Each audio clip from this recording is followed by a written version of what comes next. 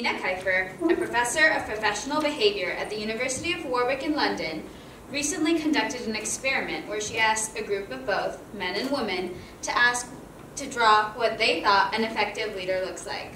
Here's what they drew. Now, these images provide us with a window into the subconscious stereotypes that we all possess. One of the obvious commonalities here is that all of these drawings are of men. Now, this doesn't mean that all of us think that men are somehow better leaders than women. It just means that the majority of leaders we've seen throughout our lives have been male. From a young age, girls are raised with a number of stereotypes that shape their personalities and futures. A few years ago, a group of researchers conducted an experiment based on a playground fire pole. While boys were encouraged to go down the pole by themselves, girls were often cautioned, and when they insisted on going down the pole, parents were most likely to help them. Through instances like this, we see how often girls are taught not to take risks. Additionally, our language with young girls often includes things like, "Oh, you're so smart," or "You're so clever," while with boys we say, "If you just did this," or "If you just did that." While this may seem small, what this teaches our girls is that these smart, clever personality traits are somehow permanent, and when they face a challenge that questions these traits, they are quick to lose hope in themselves, while boys are taught to persevere and come up with new solutions to problems.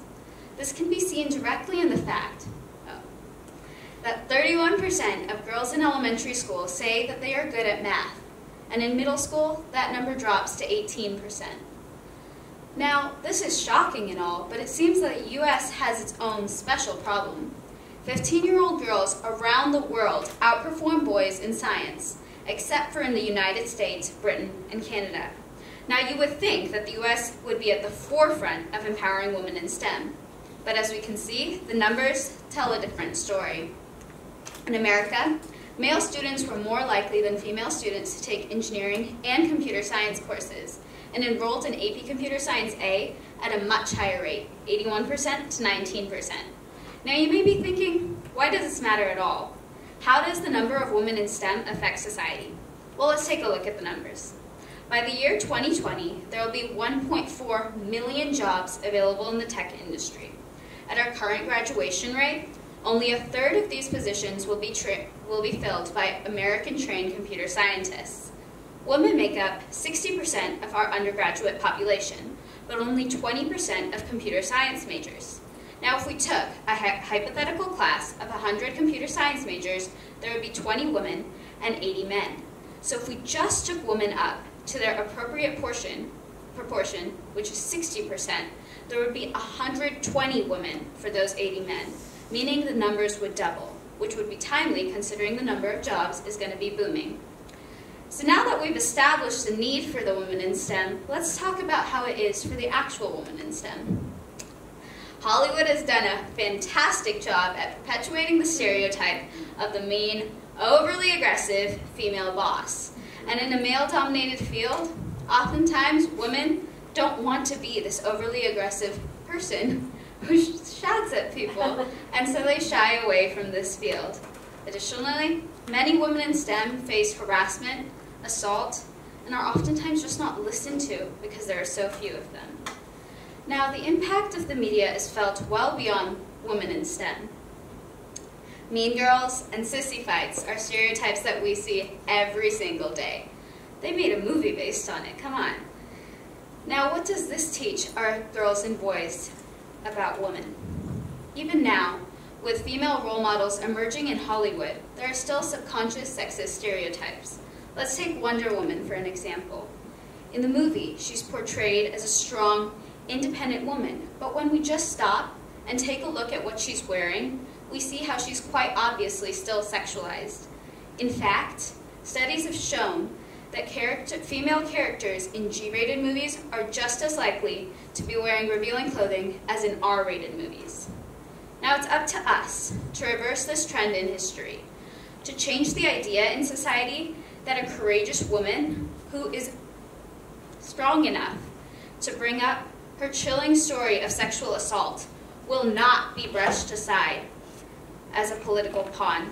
It's up to us to stop the continuous stereotyping of women as weak and teach them to be strong and independent without being mean or overly aggressive. There are a large number of women role models in STEM. Sheryl Sandberg, COO of Facebook, Mary T. Barra, CEO of General Motors, and Ginny Rometty, CEO of IBM, and the list goes on. The unfortunate truth is that as teens, we don't often hear about these women because they're not traditionally attractive. They're not what the media wants to report on. As I was writing this speech, I was thinking to myself, who are the famous people that I know in STEM? And of course I thought of a few women, but mostly it was men. And for this to be something that I've studied so passionately and for me to be able to name so few women, just like exemplified to me the disparity between men and women in STEM in the media. Now, these stereotypes often deter young girls from pursuing careers in STEM, and we need to provide that extra support to them. This leads me to the idea of equity versus equality. Although all of us, boys and girls, may be given equal opportunities, we're not all raised with the same idea that STEM is good or that it's even an option. So I implore you to teach young girls to take risks, to fail, and to support them. For me, as a freshman, I joined robotics, and that was a risk. The fact is that even here at Saratoga High, the robotics program, the ratio of girls to boys is still 1:3.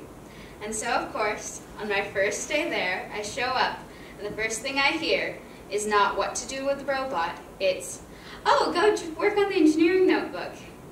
And my response is, if I wanted to work on a notebook, I wouldn't have signed up for robotics. A few months later, I had a similar incident, but this time, after it occurred, the male student came and apologized to me, and he hadn't realized what he meant. We all possess the subconscious stereotypes that perceive girls as only being able to do girly things, that we couldn't possibly be capable of doing something like build a robot. So it's up to us to empower and educate our girls to reverse these stereotypes, and rather than stopping them from falling, to teach them how to get back up. Thank you.